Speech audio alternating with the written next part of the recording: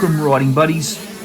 To run any motorcycle event, it takes a lot of people a lot of time. Most of these people, you as a rider will not even see. All these volunteers have a lot on their plate. Not just at the event, but days and weeks leading up to that awesome time you're about to have. It even continues after the event. When you get to the circuit, these officials and helpers have so much going on. The last thing they need is unnecessary distractions.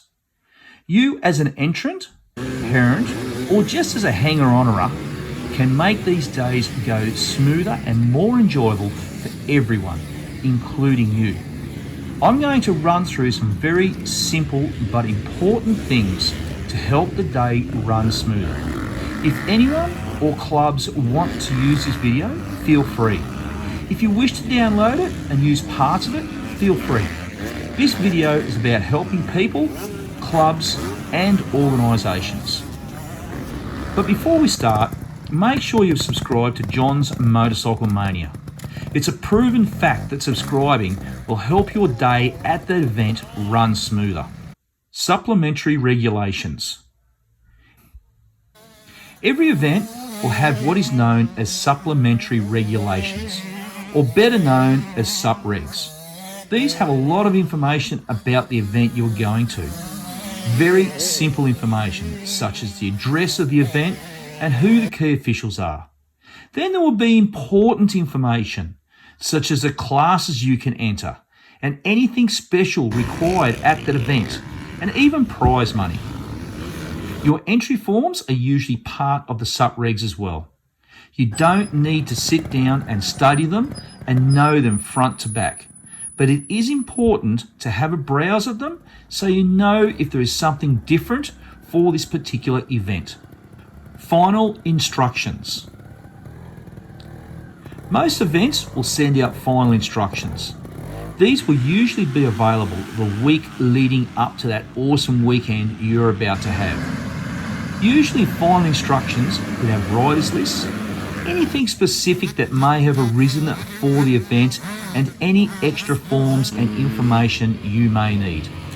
Forms like self-scrutineering if this is available. It is important to have a look through the information that is available. You don't need to memorise them, just familiarise yourself with them. Riders briefing. Riders briefing is a very important and compulsory part of your entry into an event. Some events will have a written riders briefing sent out with the final instructions as well as the face-to-face. This is the last chance for the officials to directly communicate with you about any changes that may have been made. Of course, things can be changed during the day, but these will be a few. Riders briefing is also a chance for you to directly communicate with the officials about any questions or concerns you may have. There is nothing more embarrassing than being that one person who exits the track at the wrong point because you weren't at riders briefing or was not paying attention. Helmets. One very simple rule for helmets. If you're on anything from a scooter to a fire-breathing race bike, you must have a helmet correctly fitted. This means the strap must be done up. Rolling down to the start gates without the engine running and sitting side saddle does not mean you can have your helmet slung on your arm. It must be fitted. If you're allowed to double to the gates, both people must have a helmet on. Doubling is not always allowed. This can be mentioned in any of the information given to you leading up to your first time on the track. If you're unsure, ask the officials. At a lot of events, push bikes, scooters, e-bikes and pit bikes are not allowed to be ridden at all. Again, this is a topic that would usually be mentioned in the lead-up information. There have been many situations where a person doing the wrong thing has brought the day to a premature end or caused a delay. don't embarrass yourself. If you're at that awesome event having a great time and it's fine for you to be riding a push bike or whatever with a helmet, don't be that person doing wheelies or any other stunts. You've been allowed to ride as transportation only. This is to keep everyone safe in the pit area. A basic rule for riding in the pits is if you don't have any form of Motorcycling Australia licence, don't ride a bike. Only use all the above as transport. Think of others. Speeding. While you're riding to the grid or back to your pit, it should be first gear at a close to walking pace. Autos still need to ride at walking pace. This is for the safety of everyone and in a lot of cases to try and keep dust to a minimum.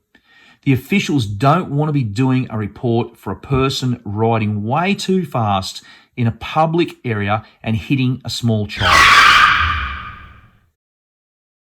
Pets. Everyone likes to have their best mate with them, but at a racetrack is not the place for them. Of course, aid pets are accepted and must have the appropriate harness and markings.